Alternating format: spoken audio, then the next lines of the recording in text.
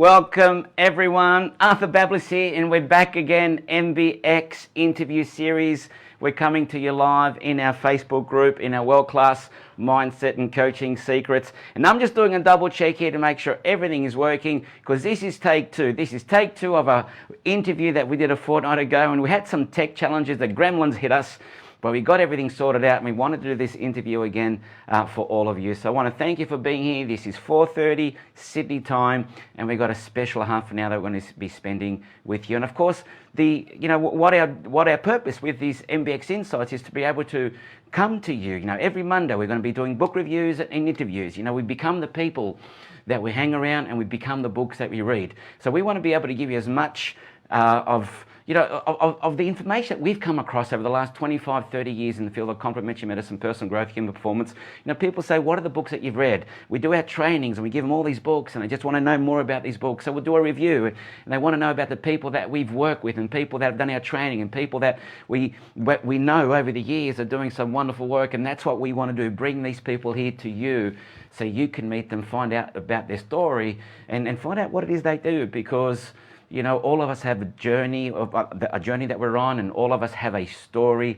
And what we think is most personal to us is actually most general. We heal collectively as a group, and we hear another person's story. We heal individually when we hear someone else maybe has gone through their journey, through their trials and tribulations, and be able to rise up and become the person that they are today. So I want to welcome you. I want to make sure our slides are working. Welcome you. And as you know, with all our training, what we want you to do is take notes, because you're going to meet this very special person today, and she might give you some golden nuggets. And as you get those golden nuggets, I want you to write them down, because that's how we learn. We learn by integrating things from our mind, our body, onto a piece of paper, then ultimately into our heart. We embody it in our body, and we become, as we said, the things that we believe, and we get that from the books that we read and the people that we meet. So take notes.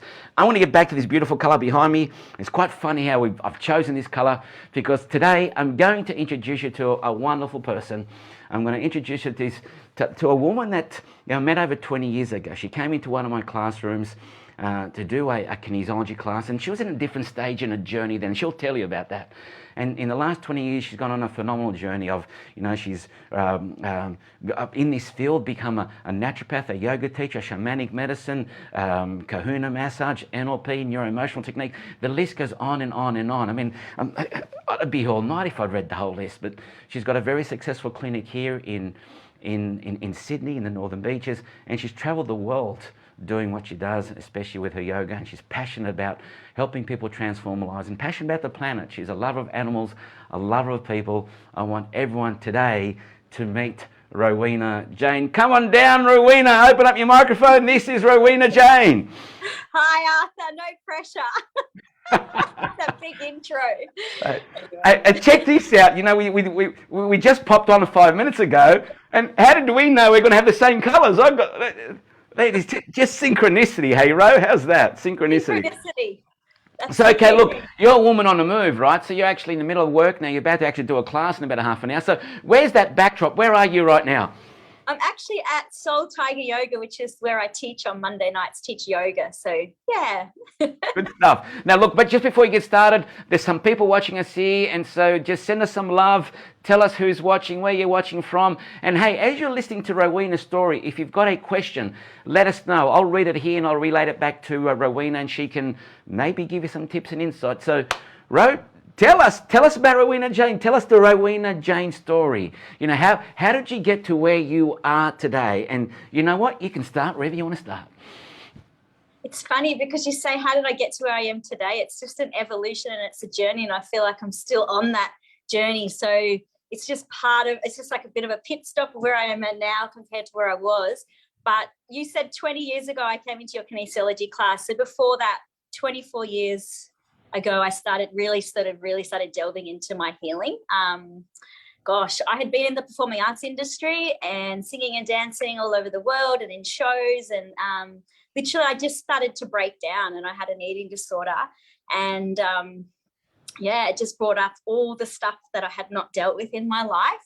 So, which was a lot of trauma. I'd grown up with a very violent alcoholic father, and yeah, there was a lot of abuse in our household, and you know, you just sort of keep going. I think that's probably why I went into performing arts, because I loved acting. I had to act my whole life. As a child, we had to always act that everything was okay. My mum would hide her black eyes and all the things that were going on. So, you know, so it's interesting that I did go into the performing arts industry. And yes, I was in that industry, and I had an eating disorder, and I had rheumatoid arthritis, and I found your brother. Someone literally gave me a piece of paper with this man's name on it. And they said to me, I didn't even know who this person was. It was like an angel. And they said to me, here is someone that's going to change your life. And I didn't even know what he did. So I called up and I made an appointment. I was thinking, chiropractor? I don't need to see a chiropractor. And so I went along thinking, oh, he must just rent a room in the chiropractic business, because I thought maybe he's an energy healer or something. Yeah. Then I was in the clinic, and I'm filling out the form, and I was thinking, oh my gosh, she's given me the wrong number. And then I literally was trying to pluck up the courage, because I didn't have any confidence back then. I'm going to get the courage to just tell the receptionist that I'm in the wrong place. And I literally walked to the door, and in walked your brother, and he jumped in the door. And so that's sort of the start of my healing. And I just remember him bringing my arm up and down kinesthesia. I didn't even know what it was. Next thing, 5 seconds later, I'm bawling my eyes out about some guy something had happened with some guy when I was 17. So, and then he just kept saying, come Tuesday, come Thursday, come Tuesday, come Thursday. So that was sort of what I started. So how many Tuesdays and Thursdays did you go? I went twice a week for 4 years. And then I realized, oh, he's never going to tell me not to come. Like, I was waiting for the day. Oh my God, this is live, bro. He's going to be watching this now. So I just kept coming, and then one day I realized, oh my goodness, you're not going to tell me to stop. So then I just sort of cut back a bit, and then I was doing my acting degree. So then I wasn't going for a while, because I'd moved over to the to Mossman, and it was a bit far, and with, you know, my studies and everything. So then I went to your class. So yes, I was doing my acting degree, and I was still in the industry. But yeah, I was pretty messed up, and I just kept on working on myself. And you know, there was ups and downs in that process, and you know, and I didn't even tell your brother that I had an eating disorder. I knew it was like an unsaid thing.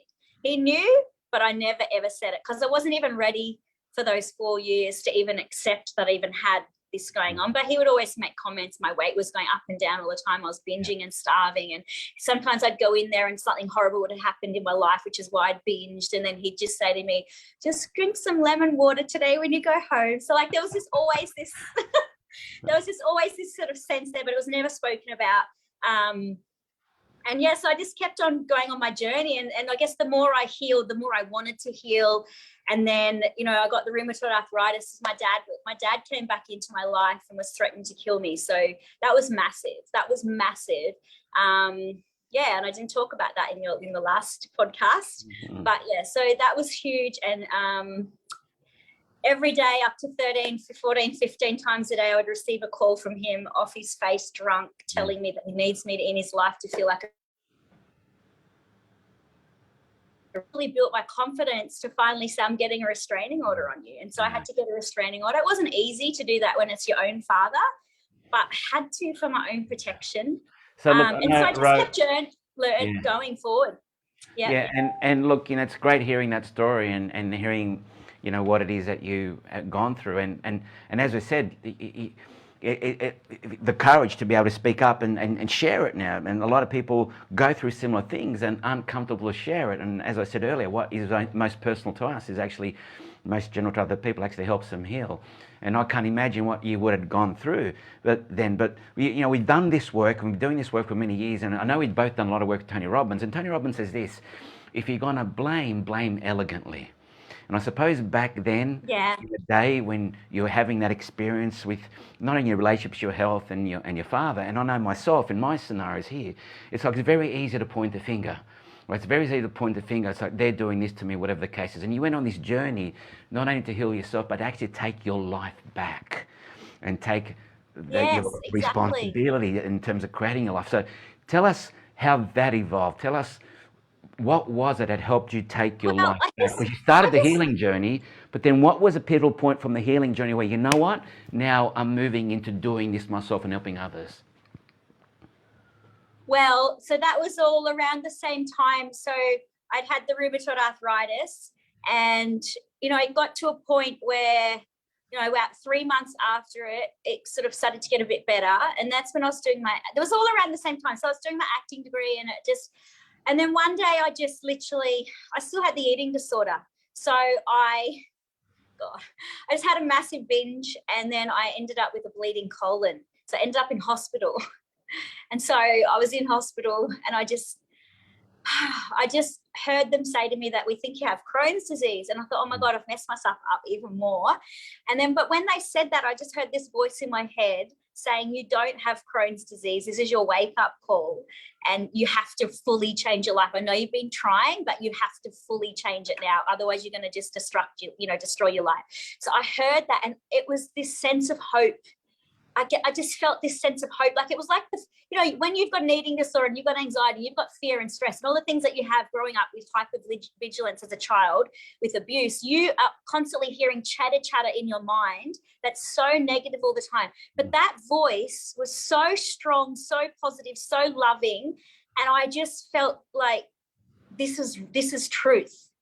And so I listened to that voice, and I got out of that hospital, and I was literally praying like, okay, well, what's my sign? What am I supposed to be doing with my life? I knew there was more, and I was just about to finish my acting degree. We'd done all the techniques. It was more about just the graduation. And yeah, I was in the hospital, and I got out, and then I just was literally walking down the street and someone called out my name, and it sounded like the same voice that was in hospital. And so I'm looking around going, no one's calling my name. I must be mad. I must be hearing things. No. And then I heard, look up. And so I looked up, and there was this big building, and it literally said Bikram Yoga Lane Cove grand opening. And oh my God, I just knew I had to go into that studio. So I went to the $2 shop. This is how little I knew about yoga. I went to the $2 shop. I bought one of those styrofoam type mats. Yep. And I just went in, and I paid for the class, and I went in there, and he said to me, oh, you get an intro pass. And I said to him, no, I don't want an introduction pass. You just give me that 3-month pass. That's it. I'm on. Like, I'm all or nothing, right? So I just went, right, give me the package, bang. And that, it changed my life. It changed the whole trajectory of my life. I mean, that defined you, right?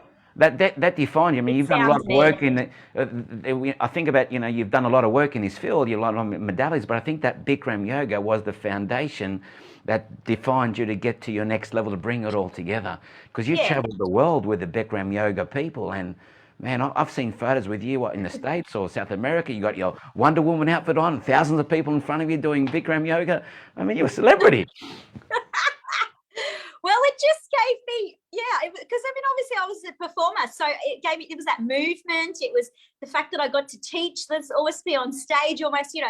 So I guess it was, it turned out to be the platform, but I didn't know that was what it was going to be. I just knew I loved it. And within 3 days of practicing, I knew in my heart that I was going to be a teacher. It took me another 1.5 years to get there.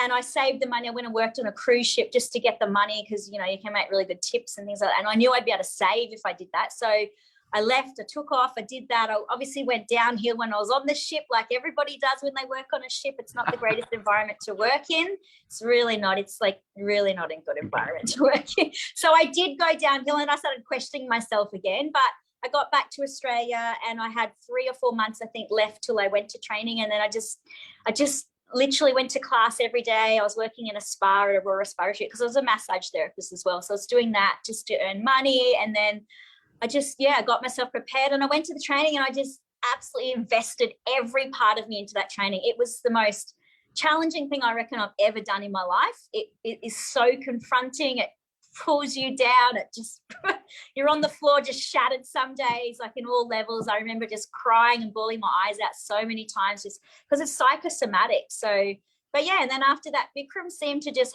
he saw something in me. He said to me, you are the most determined person I've ever met. And there's a posture that's all about determination. He said, look at her. You'll push her over, and she'll stand there, and she'll still not fall over.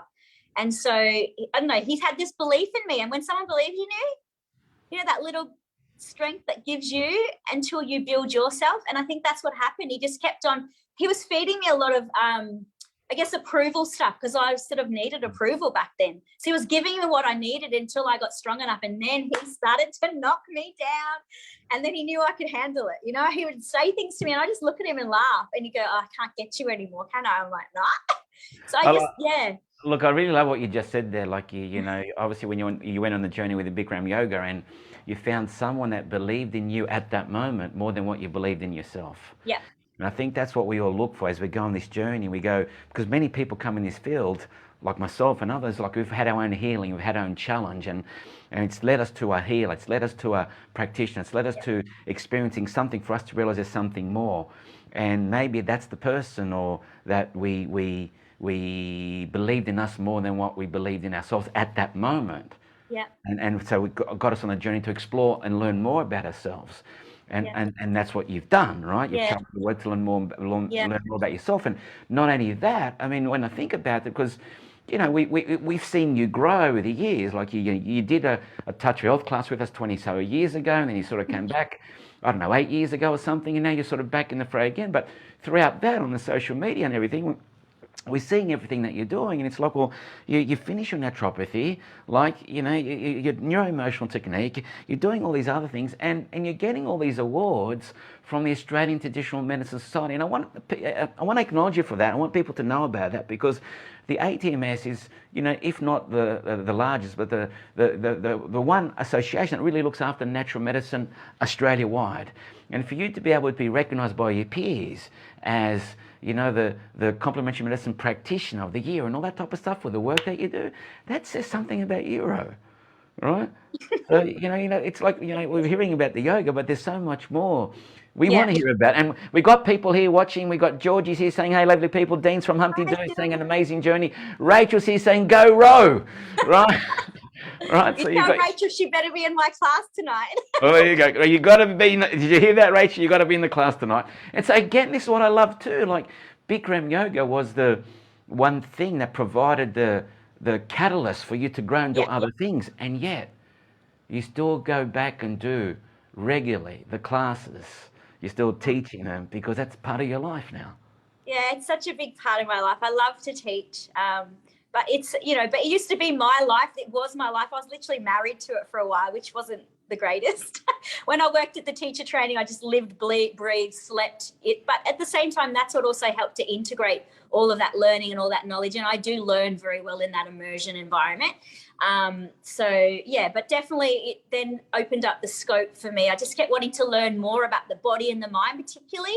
The mind-body connection is just so fascinating to me, especially being someone that comes from all that trauma, and how you can break free of that trauma, and how you can change your mind, and how you can change your life. Like, we really do have so much power, and we're taught that we don't. When you're in those situations, you could be a victim, and I just really didn't want to be a victim. So I just kept on learning and growing. And obviously, when you put yourself through courses, you're also going through the process yourself, right? Which is why you believe in it, because you see how it's changing your own life as well. So along that journey, so Bikram Yoga started providing that platform for you.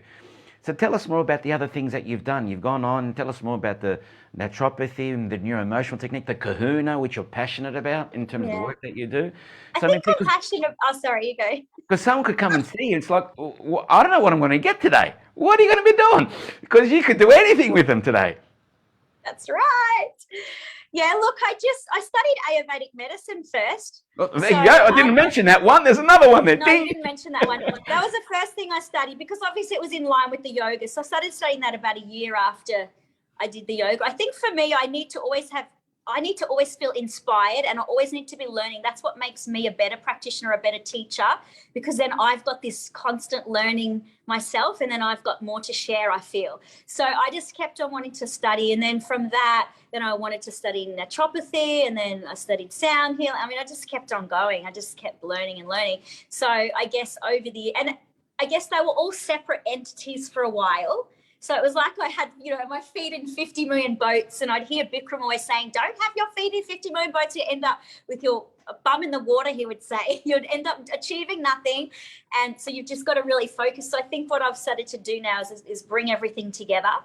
And the kahunas, I love it. So I can't discard them all. And so I've created a thing where people will come in depending on how they enter. Some people enter, you know, from a naturopathy perspective. Some people come in because they've heard about the neuroemotional technique. Some people come in because they've heard of my massage. So I just sort of then start to create a bit of a program, a package for people, and then work out where they're at, where they want to go, look at the gap, and then start working. Okay, well, that technique would be great for you. We'll do a bit of that, bit of this, bit of that, bit of this, bit of that, you know.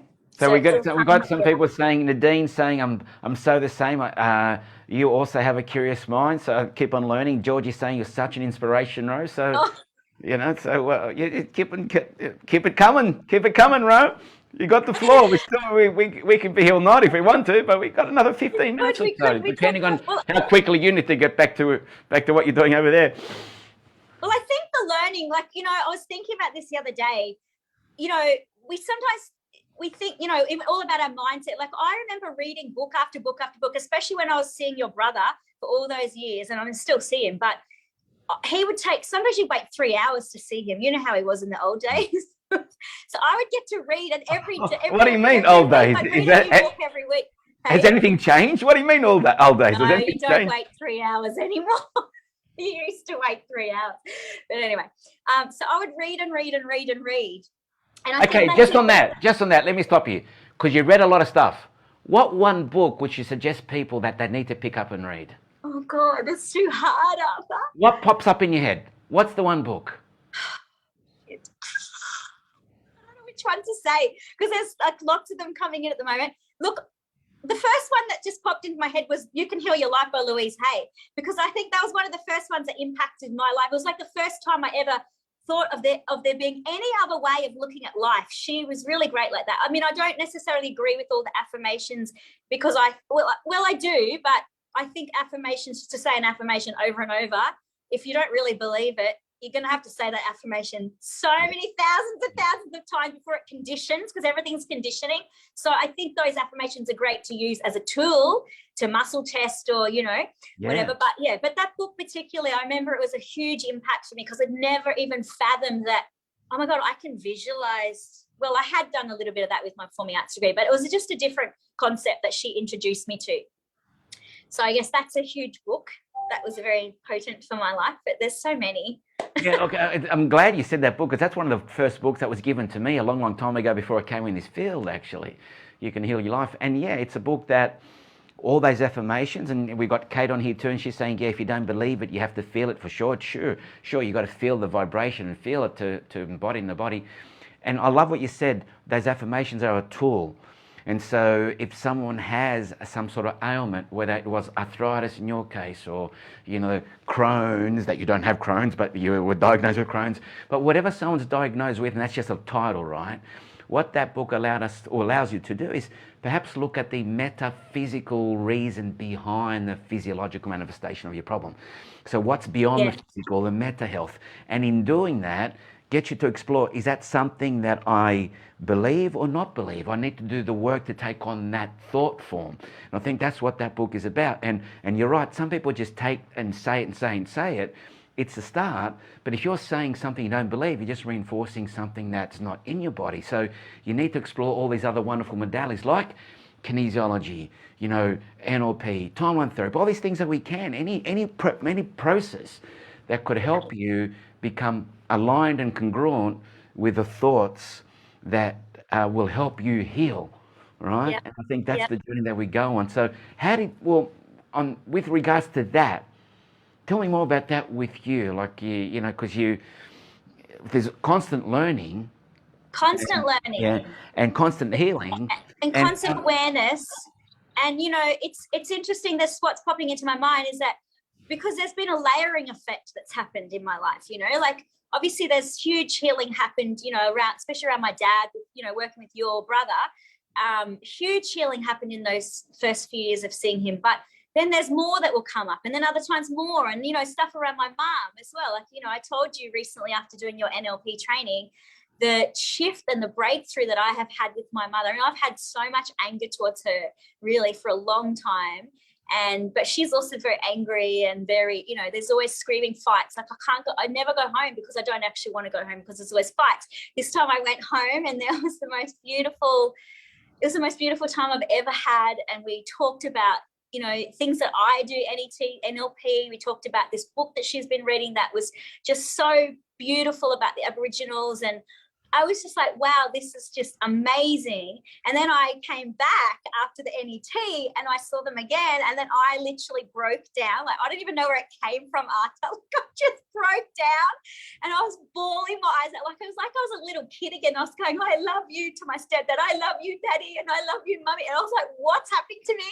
And I just let it come out. And I was just bawling and bawling, saying, I am so sorry, Mum. I know I have hurt you. I told you one day I hated you.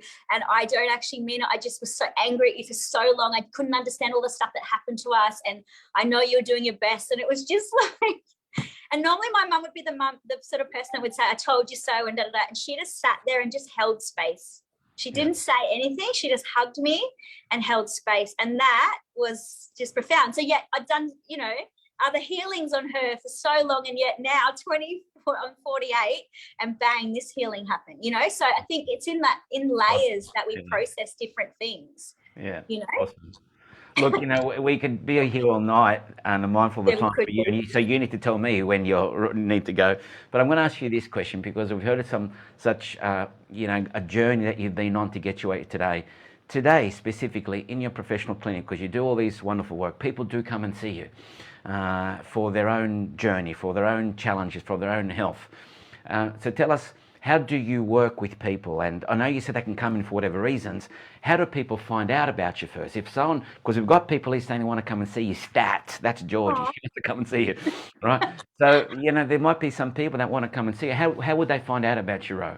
You can find me on my website. It's Rowena Jayne, JAYNE.com, or on Instagram, rowenajayne.au, or Facebook. I'm around on Facebook. I think it's Rowena Jayne. I think it's 888. All right, well, we'll make sure we'll put those links in the feed later on. So rowenajayne.com.au, they can find you there. And if someone comes to see you, and like, how do you work with them? So give us a rundown of or do you have certain packages, or what is it? Yeah, I'm actually in the process of creating packages, because I've always been a traditional you know, typical therapist where you go one appointment, but I'm really seeing the value of creating a package, and I've been sort of starting to integrate that little bit by little bit, but I'm building a program as well. But generally what happens is you'll come in for your first consult, and then we'll sit down and we'll literally map out where you are, where you want to be, and using a lot of similar questions to what we learn in the NLP. And then from there, depending on, you know, sometimes there's a lot of physical stuff going on that I feel we have to work on first, so I'll do that, and then we'll gradually bring in all the other tools and skills. And sometimes I was like, right, today we're going to go do a shamanic ritual out in the bush, you know. So it's sort of, and then I just tailor it to where they're at. But I'm going to create a program, because you sort of, after a while as a therapist, you start to see similar patterns. And obviously everyone is individual, and you do have to individualize it in that sense, but to have that sort of package that's going to enable people to feel and go on a process, you know. So it sounds like a complete holistic integrated package, because you're saying someone comes in and you'll sit down with them and you'll listen to them, take you know, help them empty their cup, and you have a better understanding of what their problem is, and within that you'll tailor whether it's body work to actually help release some stuff, or maybe some shamanic energetic work, maybe some nutrition, or some emotional clearing, or even hop into a yoga class and whatever the case. Flower essences, So you put together a whole program like that. So that's quite unique, because, you know, if you go to see a traditional naturopath, as you know, because you ended up being, you know, like you came to do classes with me at Nature Care College, and you ended up being one of the trainers there. How good was that, right? It's like, you know, you became part of the furniture. Yeah, so, and as you know, with naturopathy, you learn a number of the healing arts. So it's almost like you've got 2 or 3 modalities under your belt, not necessarily, it's up to you whether you're going to do more. And so you've done that. So when people come and see you, you've got the ability to draw from so many references, modalities to be able to give them the best possible holistic integrated approach for their healing. And so with the patterns that you've seen, what can you share with people? If you were to share with them something today to help them on their journey, and it may be something from your story, but also from what you've noticed with your clients. So if we had all your clients here and you wanted to give them a refresher and an awareness of what they need to keep them focusing on, what would you be telling them? Well, you've got to keep feeding your mind, feeding your body, feeding your spirit. So, you know, you need to create daily routine habits, rituals, whatever it might be for you. Some people meditation, some people, you know, everyone has their own way, but it's got to be daily. You know, we've got so much impressionable stuff that's around us that's taking us into the negative mindset. So, you know, reading books that are going to inspire you, motivate you, doing your little routine. It doesn't have to be an hour of exercise, but just getting up and actually starting and doing something every single day, doing things that feed your soul, you know?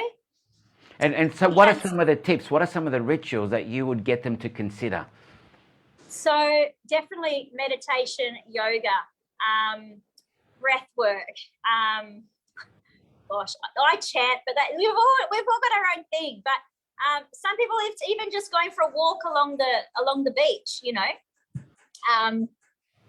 But yeah, I'm a yoga meditation girl all the way. So, and I chant and things like that. But you know, I think everyone has to find their own thing, because some people hate yoga and some people hate meditation. So meditation, remember though, is in different forms. You might not want to sit and do a sitting meditation, but to be able to move and walk is also meditation. As long as you're mindful, you can wash up and be mindful and choose that in the next 5 minutes, I'm going to 100% focus my mind on what I'm doing, feeling the soap suds, feeling the warmth of the texture of the water, because that is focusing your mind. That is meditation, actually. You know, so it doesn't have to be these big things. It can be simple. I love what you said, Deb, because that's what mindfulness is, right? Of being present. I have to go. Someone's knocking on the door. I'm so sorry. Right. Okay, one more thing. What's next for Rowena, Jayne? So what's next for Rowena? I'm going to be training with Arthur. Rowena, thank you so much for being here. Guys, everyone's sending you love to you. They really appreciate your talk. And guys, that was Rowena Jayne.